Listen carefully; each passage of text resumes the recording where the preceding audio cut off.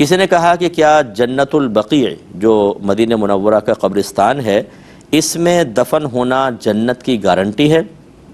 جی نہیں، یہ ایسا کوئی نہیں بات بیان کی گئی، بلکہ یہ اکابری نے تو یہ بیان کیا کہ وہاں پر ایسا بھی ہوگا کہ جس کے عقیدے میں خرابی ہے، جیسے کوئی گیا شخص اور وہاں دفن ہو گیا تو کیا وہ بھی جنت پہ جائے گا؟ ایسی بات نہیں ہے، بلکہ بعض جو اہل کشف تھے انہوں نے یہ دیکھا،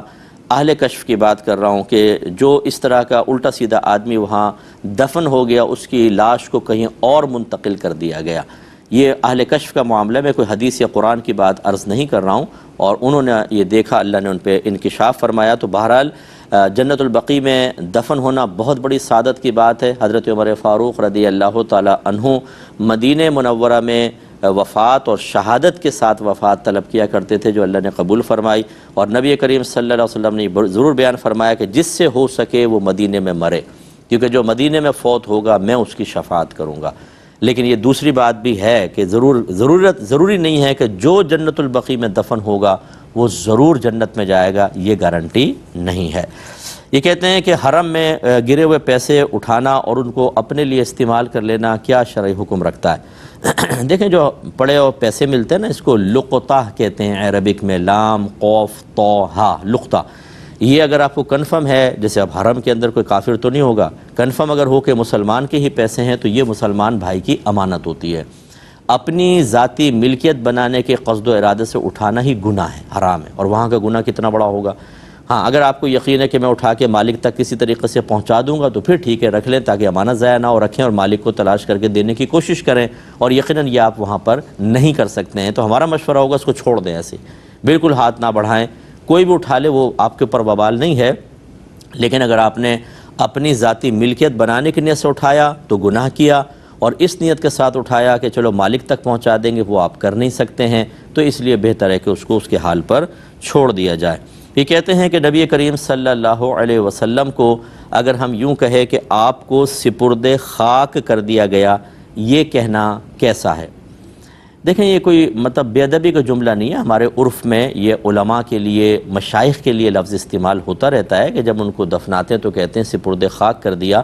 لیکن نبی کریم کے لیے میرا مشورہ یہ ہے کہ اس قسم کے الفاظ استعمال نہ کیے جائیں، بلکہ آپ یہ کہیں کہ نبی کریم صلی اللہ علیہ وسلم آخری اپنی آرام گاہ میں تشریف لے گئے، یا دفن کے الفاظ بھی حدیثوں کے اندر موجود ہیں، یہ لفظ استعمال کر لیں، لیکن اس میں یہ نہیں کہتا ہوں کہ کوئی بے ادبی ہے یا مطلب اس پہ کوئی سخت حکم لگے گا۔ بہتر ہے کہ اس طرح کے کہ سپرد خاک کر دیا نبی کریم کو، یعنی خاک کے حوالے کر دیا، یہ تھوڑا سا آپ کے لیے مجھے مناسب نہیں لگ رہا، لیکن اس میں کوئی شرعی گرفت سخت قسم کی نہیں ہے۔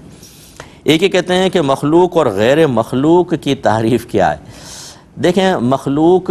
اسے کہتے ہیں جس کو اللہ تبارک و تعالی نے پیدا فرمایا، وہ مخلوق ہوتی ہے، اس کو تخلیق کیا، خلق کیا، اور غیر مخلوق وہ جس کو اللہ نے پیدا نہیں فرمایا۔ تو بہت ساری چیزیں ایسی ہیں جو ارادہ الہی میں ہو سکتی ہیں، یعنی ہمارے سے وجود میں آ سکتی ہیں، لیکن اللہ تعالیٰ نے ان کو پیدا نہیں کیا۔ یعنی اتنے بڑے بڑے پہاڑ جن کے جو زمین سے آسمان تک ان کی چوٹیاں پہنچیں، تحت قدرت تو ہے، لیکن اللہ نے پیدا نہیں فرمایا، تو آپ یہ کہہ سکتے ہیں کہ یہ غیر مخلوق ہیں، یعنی یہ بھی پیدا نہیں کی گئیں، تو یہ فرق ہوتا ہے۔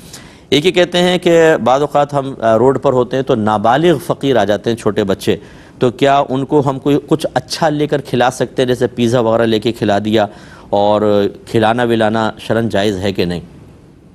دیکھیں، میں تو مشورہ یہ دیتا ہوں کہ یہ سب پیشہ ور ہوتے ہیں، اگرچہ وہ چھوٹے بچے ہیں، لیکن آپ یہ دیکھیے جو یہ مافیا ہے، یہ عورتیں بیٹھی ہوں گی سخت دھوپ کے اندر، برقع پہن کے بعد وقت بیٹھی ہوتی ہیں سخت دھوپ میں، اور چھوٹا سا بچہ جو ہے وہ اسی دھوپ، چلچلاتی دھوپ کے اندر، کہ آپ اپنے گھر کے بچے کو اس میں ایک لمحہ نہ روکیں، اور وہ بچہ وہی رنگ سیاہ ہو چکا ہے بچے کا، وجہ سے کہ دھوپ پڑ کے کھال جل چکی ہے، لیکن صرف مانگنے کے لیے وہ روڈ کے اوپر بیٹھ کر، یعنی اپنی آنے والی نسلوں کو بھی ٹرینڈ کرتے ہیں شروع سے کہ تم بھیک مانگو، ہاتھ پھیلاؤ، خودداری کو ختم کرو، اللہ اس کے رسول کے اوپر اس کی تعلیمات پر بالکل عمل نہ کرو، کسب نہ کرو، کچھ اپنے ہاتھ سے نہ کماؤ، تو پھر ایسے لوگوں کو دینے کا مطلب ہے اس مافیا کی مدد کرنا۔ اس لیے کبھی کبھار چلیں آپ کا بہت ہی دریا رحمت جوش میں آئے تو الگ بات ہے، ورنہ میں تو اس کا قائل نہیں ہوں۔ اگر دینا ہی چاہتے ہیں تو کوئی اچھا یتیم خانہ دیکھیں، اس میں چلے جائیں، بچوں کے لیے تحائف لے کر ان کو دیں، اور دیگر اپنے خاندان میں اطراف میں